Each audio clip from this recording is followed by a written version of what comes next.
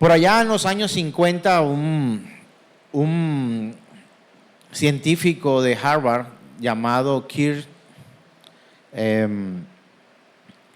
hizo un experimento y él tomó a un grupo de ratas y las colocó en una piscina, Kurt Richards, y las iba metiendo y miraba, calculando el tiempo para saber cuándo se iban a ahogar estas ratas.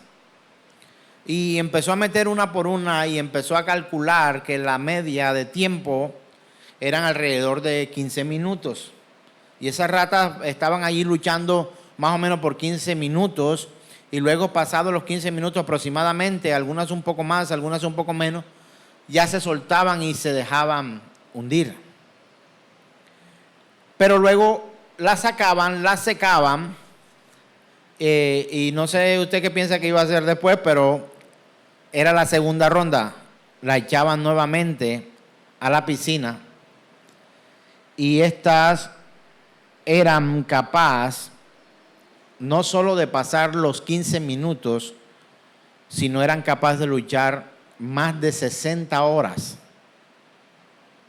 Sencillamente porque tenían la esperanza de que iban a ser nuevamente sacadas de esa piscina, salvadas, rescatadas y nuevamente la iban a secar. No sé qué tan conectado sea espiritualmente el corazón de una rata, pero sí sé lo conectado con Dios, no solamente en su espíritu y en las circunstancias, pero sí sé que este ser humano puede conectarse con Dios de una manera tan distinta de los animales, que puede poner toda su confianza en el Señor a pesar de vivir momentos de crisis. ¿Y esto por qué se da? Porque en su corazón tiene la plena convicción de que a pesar de las circunstancias, un creyente verdadero sabe que el Señor le salvará. Eso lo guarda ¿en dónde? En su corazón. Y miremos esta palabra corazón como conciencia más certeza y voluntad. Conciencia, certeza y voluntad. Conciencia porque se tiene claro lo que podría llegar a ocurrir o lo que está pasando a su alrededor, y sabe el cristiano creyente verdadero que todo lo que ocurra está bajo la soberana mano de Dios y todo ayudará para bien a los que le aman. Certeza de que a pesar de las pruebas, las dificultades y también de los momentos alegres, este creyente en su corazón tiene la certeza de que Dios le salvará, aun cuando estuviera en fiesta, pero lo llevará a un lugar mejor. Y voluntad porque el ser humano es inspirado, guiado por Dios para que lo que llamamos corazón lo mueva a hacer cosas que agradan al Señor. ¿Y cuándo ocurre esto? Cuando una persona es tocada por Dios y sabe que su conciencia, su certeza y su voluntad, es decir, su corazón, está confiado plenamente en Dios. Para ello quiero que usted y yo vayamos a la Escritura, Jeremías capítulo 32, versos 38 y 39. Jeremías 32, 38 y 39. Ya lo tenemos, ¿verdad? Dice la Escritura: y me serán por pueblo. ¿Quién dice esto? Dios. Dios lo dice. Y yo seré a ellos por Dios. Verso 39, el centro del mensaje. Y les daré un corazón y un camino para que me teman. ¿Cada cuánto? Cada domingo. Cada clase del jueves o del miércoles. No. Perpetuamente. para que tengan bien ellos y sus hijos después de ellos. Y yo me ponía a analizar esta palabra y leyéndola, leo que dice, para que me teman perpetuamente. Hermanos, perpetuamente, ¿qué significa? Para siempre. Ahora, un muerto puede entrar en ese perpetuamente. De acuerdo al lenguaje de Dios, sí. Porque si ha muerto en Cristo, Él hace parte de la eternidad en la que Dios sigue rigiendo, en la que Él sigue siendo. Pero para un creyente o para un muerto creyente, porque para el caso de un muerto no creyente, pues toda su esperanza estará perdida. Si lo analizamos desde este punto de vista, aún los que murieron en Cristo, cuando sean resucitados el día del Señor, se levantarán no pensando en la cuenta del teléfono, del arriendo, del mercado, de la comida, de absolutamente nada, sino que cuando abra sus ojos en la nueva eternidad que ha de compartir con el Señor, lo primero que hará cuando abra sus ojos a ese resucitar es pensar en el Señor, correr a los brazos del Dios que le ha resucitado, al que le ha llamado, y como quien dice, continuar la película de bendición de la cual Dios le ha hecho partícipe. Espero hacerme entender con esta palabra y utilizar el lenguaje adecuado para que el mensaje llegue correctamente. Se lo voy a decir en otras palabras. Cuando un creyente muere en Cristo, murió. Ya no hay deuda que tenga que pagar, ya no hay banco que lo persiga, ya no hay nietos que lo incomoden, ya no hay esposa que le ponga problema o esposo que le ponga problema, ya no tiene que ir a estudiar a la universidad, ya no tiene que ir a trabajar a la oficina, ya no tiene que ir a hacer las cosas que quizás antes le estorbaban para poder tener una relación plena y directa con nuestro Señor. Cuando el creyente se levante, encontrará su premio, su bendición. Pero cuando el impío, el no creyente se levante, tristemente encontrará un estrado judicial que confirmará su condena y será enviado al infierno por el resto de la eternidad. Y cuando digo por el resto de la eternidad, es dos términos absolutos: resto y eternidad. Así que, mis hermanos, la Escritura está diciendo que el Señor será nuestro Dios, será el Dios de este pueblo, su iglesia, y tendremos un corazón y un camino para temerle perpetuamente, aun cuando muramos y cuando seamos resucitados, seguiremos teniendo ese mismo temor por el Dios Todopoderoso. Y dice la Escritura, para que tengan bien ellos, esos que están allí perpetuamente, con temor hacia Dios, y que también sus hijos después de ellos. O sea, está garantizado tanto para ellos como para sus generaciones. Pero esta generación es una generación de una familia en la fe mucho más que en la sangre. Mucho más que en la sangre.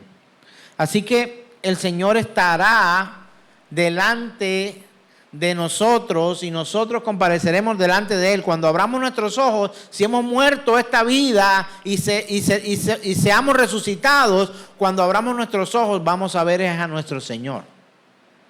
Así que cada momento de tristeza, amargura, agonía, de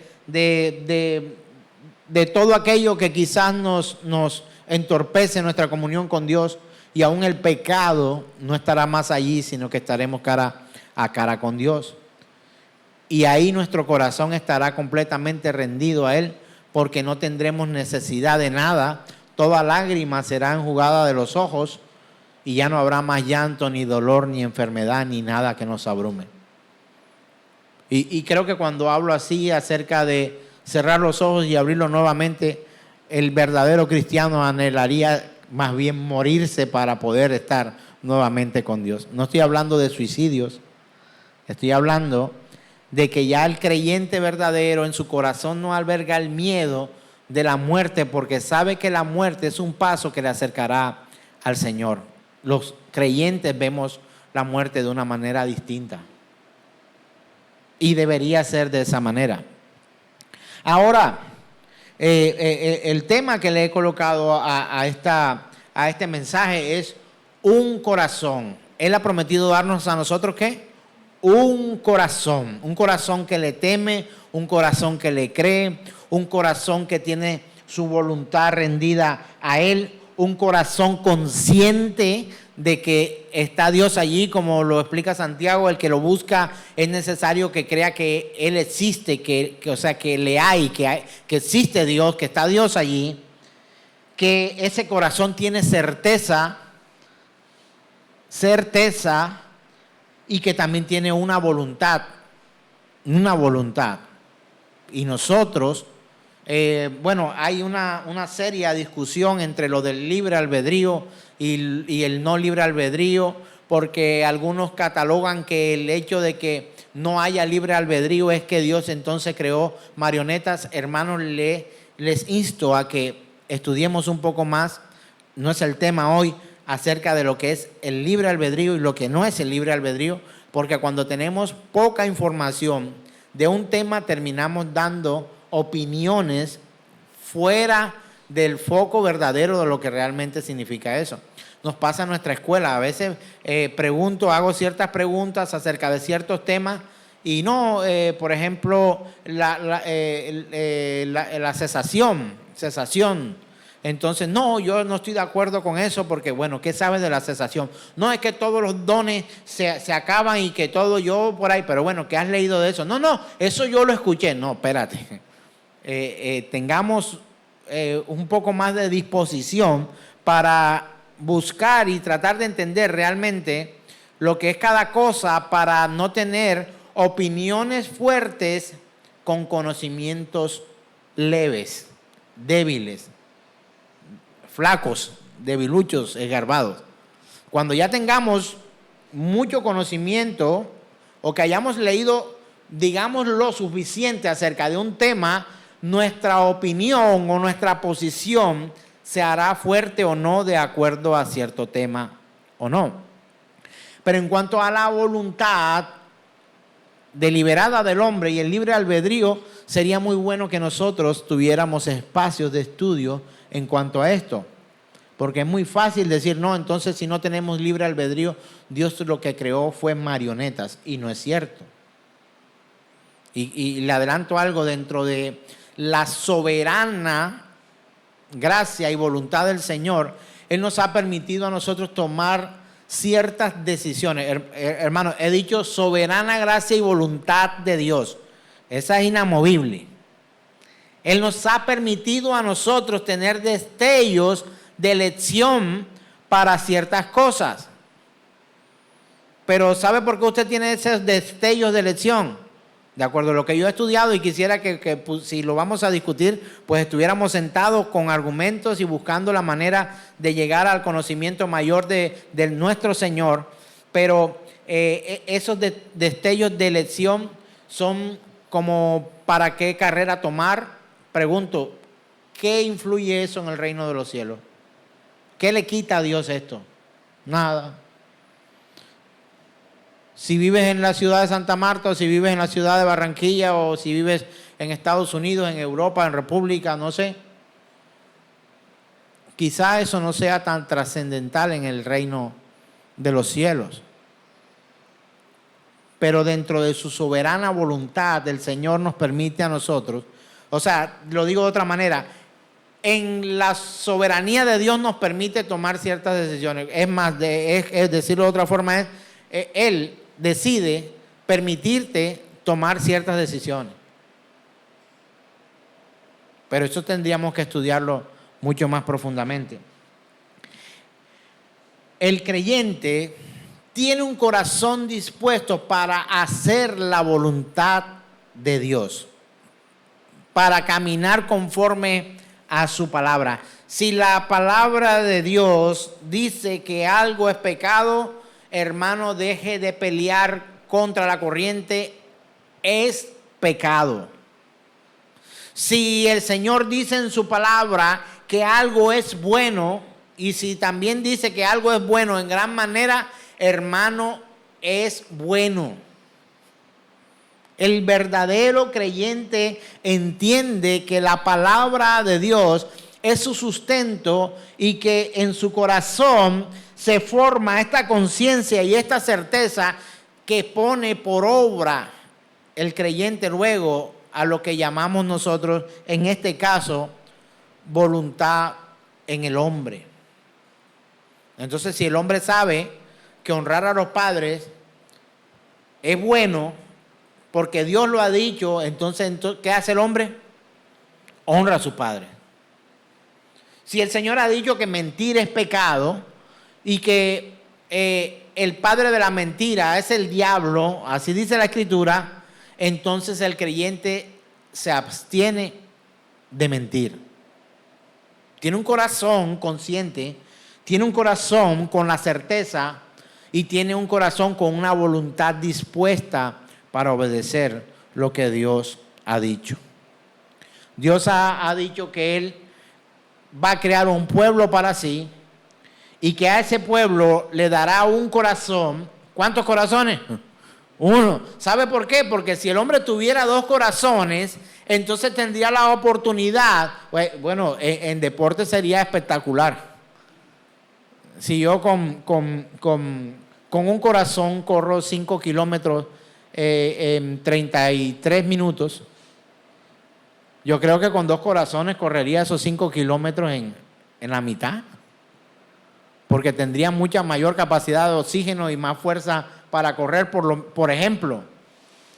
Pero en tu vida, esto es una locura lo que estoy diciendo, pero en nuestra vida la realidad es que solo tenemos un corazón. ¿Sabe qué ocurriría?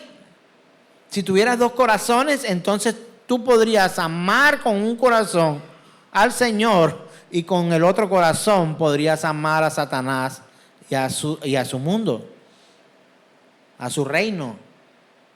Pero la Escritura dice, nadie puede amar a dos señores, porque amaría al uno y aborrecería al otro, y de otra manera aborrecería a uno y amaría al otro.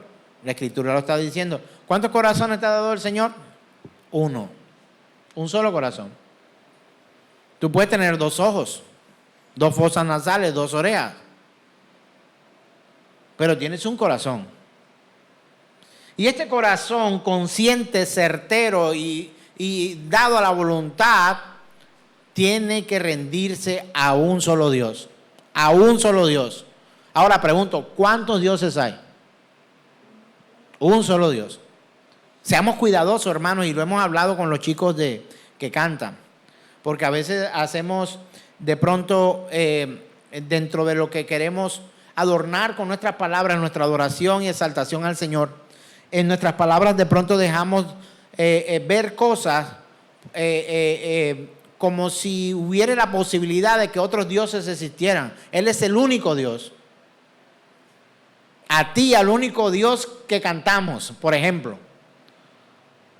O decir, bueno, sí, Él es el Dios de los espíritus, dice de la palabra. Pero saber que es el único Dios, entenderlo en tu corazón, como consciente, certero y con voluntad dispuesta, que hay un solo Dios. Porque cuando predicamos o cuando predicamos de la otra forma que es cantando, porque, o sea, se tiene que tomar tan en serio el canto, que prácticamente es una predicación, una exaltación al Señor, que tus palabras deben ser muy cuidadosas a la hora de hacerlo. Hermano, un corazón tienes para adorar a Dios. Un corazón tienes. Hay un solo corazón para eso. Para amar, solo tenemos un corazón. Para obedecer, solo tenemos un corazón. Así que la iglesia del Señor, tiene ¿cuántos corazones? Tiene un corazón, un solo corazón tiene la iglesia del Señor, y esa iglesia con ese corazón se hace uno con Dios. ¿Cuántos dioses hay? Hay uno. Ahora, encontramos que la gente tiene otros dioses, pero verdadero solo uno. ¿Y los otros dioses son qué? Falsos dioses.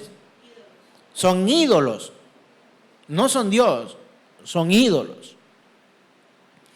Entonces, la palabra, y lo veíamos el mensaje anterior, uno solo, y que el Señor formaría solamente a uno, un solo pueblo, que de los dos pueblos haría un pueblo que le ama, un pueblo que le adora, un pueblo que se rinde, un pueblo que disfruta de las bendiciones que Él da. ¿Cuántos pueblos? Un solo pueblo, ¿verdad? Ahora, vayamos a la Escritura, por favor, a Juan 10, 16. Juan capítulo 10, verso 16. Veamos lo que la palabra del Señor nos dice en Juan 10, 16. ¿Ya la tenemos? Dice: también tengo otras ovejas que no son de este redil. Aquellas también debo traer, y oirán mi voz, y habrá un rebaño y un pastor. ¿Cuántos rebaños? Uno. ¿Cuántos pastores? Uno. Un rebaño, un pastor. Un rebaño que es un pueblo, y ese pueblo es la iglesia de Dios. Y un pastor, no somos nosotros los que tenemos pues esta titulación, por decirlo de alguna manera, ¿no? Que cuando a alguien le preguntan, ¿y a qué congregación va usted? No, voy a la iglesia del pastor, amén. Error, hermano, nunca diga eso. Nunca diga eso. De pronto diga el nombre de la congregación, donde está ubicado, pero esta no es mi iglesia. Hago parte de la iglesia, pero yo no la compré. No es mía. No es mía. Es la iglesia del Señor, en la que pastorea o administra el servidor o el sirviente Ahmed. Pero el verdadero pastor reunirá las suyas, a sus ovejas, y esas ovejas, como hablamos en el tema anterior, oirán la voz de Dios, seguirán la voz de ese pastor, porque habrá un rebaño que él está recogiendo. Lo vemos en esta cita en Juan 10, 16. Y también podemos mirar la palabra de Dios en Juan 17, 11, donde dice que aquellos tienen un solo corazón, son uno en el Señor. ¿Por qué? Leamos lo que dice la Escritura. Juan 17, 21 dice: para que todos sean ¿cuántos?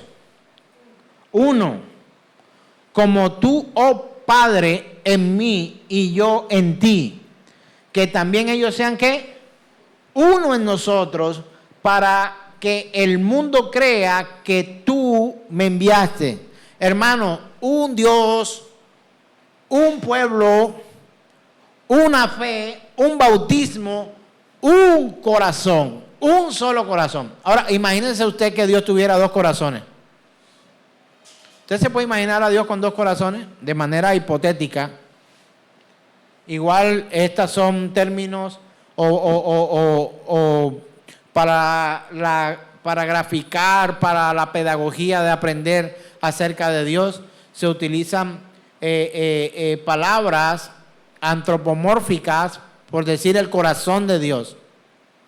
Entonces uno se imagina que Dios es un anciano que se parece a Papá Noel o a Santa Claus y que tiene un corazón que late, como nosotros. Pero cuando hablamos de corazón, volvamos a analizar estas tres palabritas que hacen parte de este mensaje. conciencia, certeza y voluntad. ¿Usted se imagina que su pareja, a la que ama, tuviera dos corazones? Uno dedicado solamente a usted y otro para otras cosas. Creo que no sería como muy agradable, ¿cierto? Porque aunque la persona que ama tuviera un solo corazón dedicado a ti, estoy completamente seguro que usted desearía que si tiene dos corazones, los dos corazones estuvieran dedicados a usted. ¿Sí o no? Entonces, vamos a ponerla ahora sí con un término también antropomórfico real, porque dos corazones no tenemos, solamente hay uno, y eso ha quedado claro en todo el transcurso del tema. Pero vamos a ponerlo ahora un ejemplo con los ojos. ¿Cuántos ojos tienes? Que su esposa o su esposo, o su novio o su novia, tenga un ojo solo para usted y otro para las otras chicas. O para los otros chicos. ¿Está de acuerdo? Hermano, Dios nos ha dado dos ojos. Un ojo para mi esposa y el otro ojo bailarín. ¿Sí? ¿Está de acuerdo con eso? Vamos a hacerlo así. Un oído para oír lo que Dios dice y otro oído para oír lo que el mundo me habla. ¿Que funciona así? Pero quiero decirle que sí somos así. Tenemos un ojo para Dios y tenemos un ojo para el mundo. Tenemos un oído para Dios y otro oído para el mundo. Tenemos una mano para Dios y otra mano para el mundo. Tenemos un pie en la iglesia y un pie en el infierno muchas veces. ¿Quiere Dios esto en los suyos? Diga conmigo, de ninguna manera. De ninguna manera. Él quiere que tus dos ojos, tus dos oídos, tus dos fosas nasales, tu única boca, tu único corazón, tus dos pies estén centrados en Él. ¿Y cómo te pide esto el Señor? ¿Te parece que esto sea una cita bíblica? No parece una cita bíblica. Pero si lo leemos nuevamente en Juan 10:16, la cita anterior a la anterior, también tengo otras ovejas que no son de este redil. Aquellas también debo traer y oirán mi voz. Esa voz la oirán con un oído o con los dos. Con los dos. ¿Y habrá cuántos rebaños? Un rebaño y un pastor. ¿Y sabe qué dice la Escritura, lo que estudiamos en la lección anterior o en la escuela pasada o en nuestra predicación anterior? Mis ovejas escuchan mi voz y ¿qué hacen? Me siguen. Usted puede ver esto en la página en YouTube de Iglesia Generación de Fe o en el canal Pastor Ahmed. El tema anterior. Una voz, un pastor, un rebaño, un pueblo, una iglesia que escucha. Ahora, si miramos Juan 17:11, lo vemos de esta manera, la que leímos anteriormente. Y ya no estoy en el mundo. ¿Quién habla aquí? Jesús. Dice, mas estos están en el mundo. ¿Quiénes? Sus discípulos. Y yo voy a ti, Padre Santo, a los que me has dado, ¿qué? Guárdalos en tu nombre para que sean ¿cuántos? Uno, así como nosotros uno. Uno, hermano. ¿Cuántos dioses? Uno. Los demás son ídolos. ¿Cuántos pueblos? Uno. ¿Así o uno así? Uno. ¿Cuántos pastores? Uno. ¿Cuántos rebaños? Uno. ¿Cuántos corazones, hermano? Un corazón. Ahora leamos Juan 17:21. Dice la Escritura, para que todos sean ¿cuántos? Uno, como tú, oh Padre, en mí y yo en ti, que también ellos sean uno en nosotros, para que el mundo crea que tú me enviaste. Hermano, un corazón nos ha dado Dios. Bueno, ¿a quién le ha dado ese corazón? Dios le ha dado corazón a todos los seres vivientes. A todos, por muy pequeño que sea, tienen una casi molécula en algunos casos. por ahí está nuestra hermana bióloga, deben haber organismos muy pequeños, pero que deben tener algo que si eso se lo tocan, se muere. Todos los organismos tienen, hay que encontrarle el switch de apagado, el off. Todos lo tienen. Por envenenamiento mueren, por el switch, algunos mueren porque te tomaste un antiparasitario o yo no sé qué otra cosa, pero ellos tienen un switch como lo puedes apagar. Usted y yo tenemos un corazón que si ese corazón falla, morimos. Y en algunos casos el Señor permite que seamos resucitados, con nuevas oportunidades para poder seguir viviendo. Mira, hermano, yo he conocido gente que Dios lo ha salvado de la muerte y cuando se levantan no glorifican a Dios, sino que se emparrandan. ¿Sabe por qué? Porque su corazón no está en el Señor, su vida no está en Dios. Hermano, ese cerró los ojos y abrió los ojos, y cuando abrió los ojos estaba en este mundo al que ama. Y su corazón estaba centrado en este mundo. Pero Dios permita que cuando muera y abra mis ojos en el día del resucitar, pueda correr a los brazos del Señor y no esté pensando en emparrandarme. Para los internacionales, emparrandarse del verbo parrandear, que quiere decir tomar licor hasta altas horas de la noche, hasta el amanecer, en jolgorio y alejado de la voluntad del Señor. Así que mis hermanos, nosotros como iglesia podemos afirmar que Dios ha cumplido esto. Yo pregunto, ¿tú puedes afirmar que tu corazón te lo puso Dios y que Él es quien gobierna tu corazón? ¿O hay muchas otras cosas más alrededor tuyo que el corazón tuyo tiene por ahí guardado? Mis hermanos, tendremos que dar cuentas a Dios.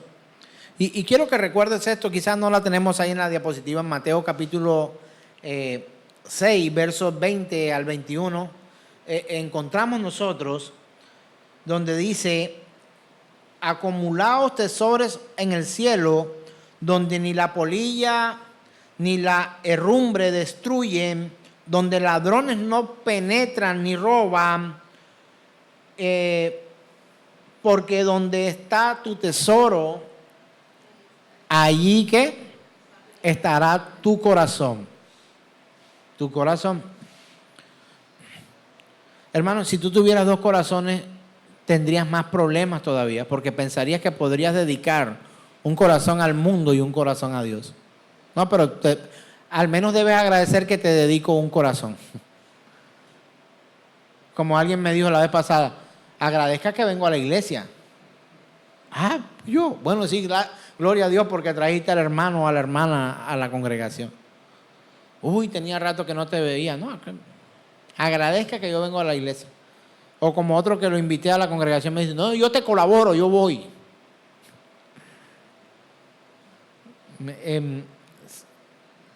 También pienso que hay, y no es un insulto, ignorancia, porque muchas veces creemos que venir a la congregación es hacer un favor al pastor. Que cantar aquí está usted haciéndole un favor al pastor.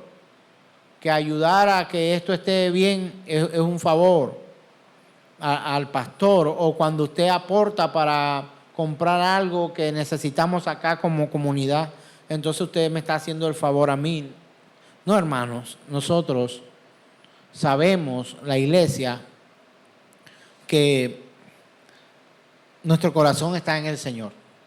Hermano, mire a qué le dedica usted más tiempo. Mire a qué atesora usted más. John Piper, en lo mismo que le comentaba, decía que cuando tu esposa muera, palabras duras, no te sientas que se ha muerto lo más importante en tu vida, porque Dios vive. Fuerte. No se acabó tu vida si tu esposa ha muerto. O si tu esposo ha muerto. Si perdiste el empleo. Si se fue la salud. ¿Dónde está tu corazón, hermano?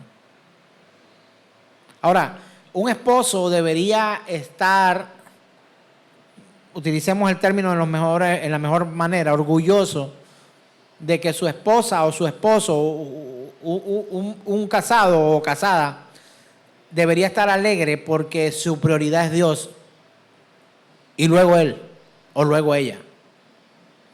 Eso sería maravilloso, hermano, estarían las cosas en orden. Pero pregunto para que respondas en tu corazón, ¿es realmente Dios tu tesoro? ¿Es Él tu tesoro real? ¿O son tus autos, tus casas, tus vacas, tus tierras, tus edificios, tus negocios, tus arcas? ¿Esos son tus tesoros más valiosos? Hermano, yo no te estoy diciendo que odies lo que Dios te ha permitido tener. ¿Es tu empleo tu tesoro? Si tu empleo es tu tesoro, se habrá convertido en tu ídolo y habrá desplazado a Dios. ¿Sabe que para algunos su tesoro es su propio ego? ¿Sabe que para algunos su tesoro es su propia opinión? Que no importa, que no hay argumentos que me cambie, porque yo soy así, no voy a cambiar, porque no hay forma en la que algo pudiera pasar de que yo cambie de opinión porque me mantengo aquí y aquí me muero. ¿No he escuchado gente que ha dicho eso? Como cuando son hinchas de un equipo. No, yo soy del Nacional y del Nacional nací y en el Nacional me muero. No, hermano. Hay gente, ¿usted ha visto gente matándose por un equipo de fútbol? Tiene su corazón en el equipo de fútbol. Gloria a Dios. Y matando también, es cierto, Beatriz. Ayer ganó la Unión Magdalena, gloria a Dios porque ganó la Unión Magdalena. Y le ganó al Junior. La pelea no eterna, pero sí de mucho tiempo entre costeños, el clásico costeño en fútbol. Hermano, pero ¿has visto a un hincha de un equipo que da hasta su vida por su equipo? Que bate una bandera por su equipo, que ama a su equipo, que se pone su camiseta, que se pone su gorro, que toca la corneta, que canta los coros en un estadio, porque ama a su equipo, pero quizás también has visto a los que se hacen llamar hermanos en las congregaciones, más duros que un flan, con un corazón de piedra, con una amargura por vivir la vida que Dios le ha dado, con un corazón lleno de odio, de resentimiento, que ese odio, ese resentimiento no le da ni siquiera para levantar las manos a Dios para decir gracias por lo que tengo, por mi esposa, por mi esposo, por mis hijos, por mi empleo, porque aunque no gane mucho, gloria a ti, mi Dios, que tú me sostienes. He visto muchos de los que se hacen llamar hermanos así. Hay dos elementos esenciales. Escribió el pastor Paul Washer en su libro El Evangelio y la Conversión Verdadera. El llamado del Evangelio y la Conversión Verdadera dice en cuanto a saber si se ha cumplido en la iglesia esto o no. Dice, primero, debemos reconocer que el momento en que los cristianos genuinos, llenos del Espíritu Santo, se reúnen, hay un lazo de unidad y de amor entre ellos mayor que todas las diferencias doctrinales periféricas. Fin de la cita. ¿Y a qué me refiero a esto? No estamos hablando de problemas personales, sino problemas doctrinales. No, que hoy vamos a celebrar la cena del Señor y el otro hermano dice, no, que vamos a celebrar la Santa Cena. Yo trato de corregir, no es la Santa Cena, es la Cena del Señor. La Biblia no habla de la Santa Cena, sino de la Cena del Señor. Pero escucho hermanos que insisten todavía en llamar a este espacio la Santa Cena. Y yo por allá despacito, la Cena del Señor. Eso me hace odiar a mi hermano porque dice la cena del Señor, yo digo la cena del Señor y él dice la Santa Cena. Pues le sigo recordando que la Biblia dice es la cena del Señor. Pero los hermanos insisten, que siguen siendo hermanos, en decir en la Santa Cena. ¿Cuándo es? La cena del Señor. Entonces, mis hermanos, podemos, de acuerdo a lo que el pastor Paulo enseña en su libro, el Evangelio y la conversión verdadera, dice que debemos reconocer que en el momento en que los cristianos genuinos, llenos del Espíritu Santo, se reúnen, hay un lazo de unidad. Unidad es uno. O sea, tienen un corazón y un amor mayor que todas las diferencias doctrinales. Y número 2, debemos darnos cuenta, dice, abro comillas, segundo, debemos darnos cuenta que mucha de la llamada división en el cristianismo es el resultado de la frecuentemente olvidada verdad de que no toda persona que profesa a Cristo es un verdadero cristiano y de que no toda organización religiosa se llama a sí misma iglesia, es una iglesia verdadera. Son dos cosas que debemos tener en cuenta. Primero, que los hermanos verdaderos nos podemos reunir aún teniendo diferencias doctrinales periféricas, no las fundamentales. Cristo es el que salva, no salva Pablo, no salva Pedro, no salva María, no salva otra persona, salva a Cristo. Eso es doctrina fundamental. Pero decir la cena del Señor o la Santa Cena, ¿eso nos haría perder en el infierno? La respuesta es no. Y lo otro que habla el pastor Paulo en su libro es que también debemos darnos cuenta de lo que algunos llaman división. Es que la iglesia está dividida. No, obviamente que la iglesia sí está dividida. ¿De cuál? De la que no es iglesia. Y de los que se hacen llamar hermanos y no lo son. Sí hay una división. Y más adelante vamos a seguir estudiando porque vamos a encontrar que la división no es tan mala como usted y yo creíamos.